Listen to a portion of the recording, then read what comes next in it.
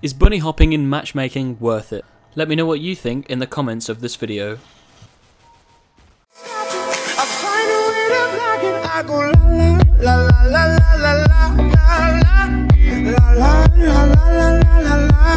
Bunny hopping is spoke about quite a lot over the CSGO community, and there's many reasons why, but is it really worth it in matchmaking? Now, we all know matchmaking at the moment, it could change, but at the moment it is 64-tick servers, which makes it really hard for people to bunny hop because you have to time it absolutely perfectly. So is it really worth it? Well, a disadvantage really for bunny hopping is that it's really hard to do. You know, a lot of people that can bunny hop really well in matchmaking servers or anywhere else, in fact, they say, oh, bunny hopping's easy, you can pick it up, you know, in a couple of weeks, that's fine, you can do that. But it's really not the case, it's not the reality.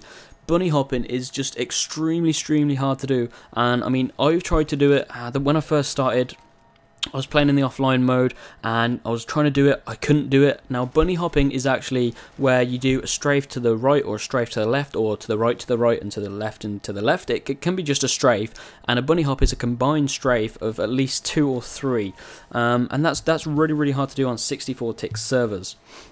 So that's the one big disadvantage, is that so many people can't do it, and it does take a lot of time and practice.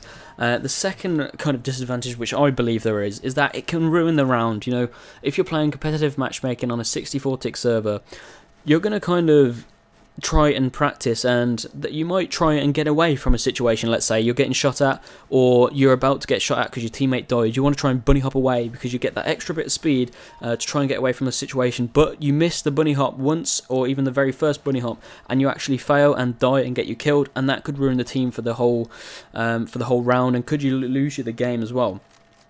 So it's really hard in that aspect, and it can also get you killed, as I just mentioned.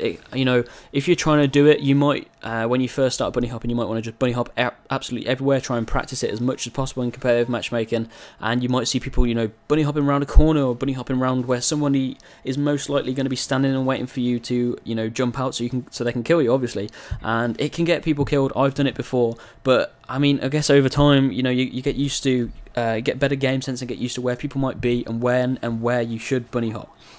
But for me, there's a few more advantages, and the advantages kind of overpower the disadvantages for me. So the main one of bunny hopping, which everybody knows, is you get a speed boost. If you do it right, you can get a big speed boost. Now, when I say big, in terms of the velocity boost you get, it's not really big. I mean, I think when you run with a knife, it's 250 units, but when you do the speed, do the bunny hop right, you can kind of go 300 or just over. When you're in midair and you're jumping and strafing in midair, you can go over 300, but as soon as you hit the ground, it will put you back below 300, around 280. So the bunny hopping actually really works, because I mean, even if it puts you down, it never puts you below 250, I don't believe. I might be wrong in saying that. I don't look at the velocity all the time, but it's definite that it gives you a big speed boost, in my opinion. Now, you can also get to places faster and also get away from fights and gunfights. So obviously, yeah, I mentioned that before in the disadvantages, but if you want to, let's say, you want to rush B, and you want to get there as quick as possible, because the quicker you get there, you might catch the enemies off guard. So you're going to be doing that. You want to try and bunny hop as much as possible and combine as many strafes as possible to get there, and that can really help you out, because you can get to point A to point B as quicker than somebody just running with a knife, and somebody might even be running with a pistol, so you might even get there even quicker than the CTs or the Ts, depending what side you want to do and what side you want to get to.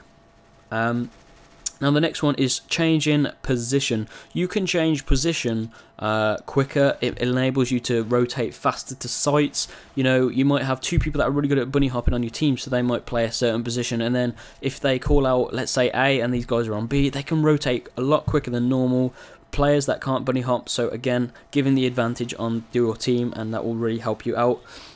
And the final one is an advantage over the enemy. It's, you know, you can catch an enemy off guard if you can get to a point where they're expecting you to come from a lot quicker than they realise. You know, they might be off guard, they might just be thinking about something else, they might not be concentrating on the game. You could catch them off guard.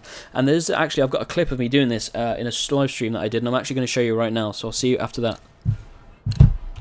Let's go! Let's go!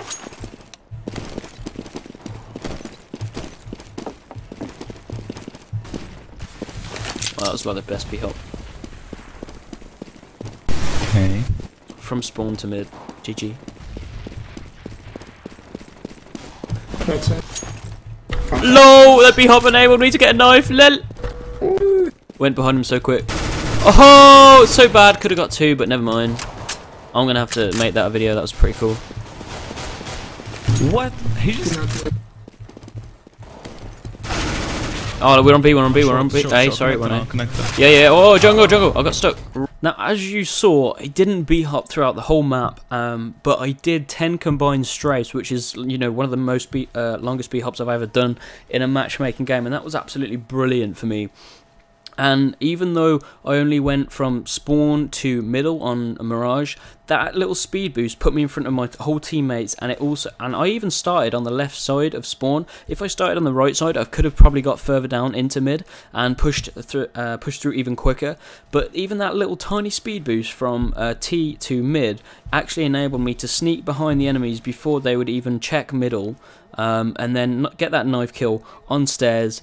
Push in and clear out the site, and I did get a 3k as you saw, and you know that was an eco round for us. Unfortunately though, our team just died.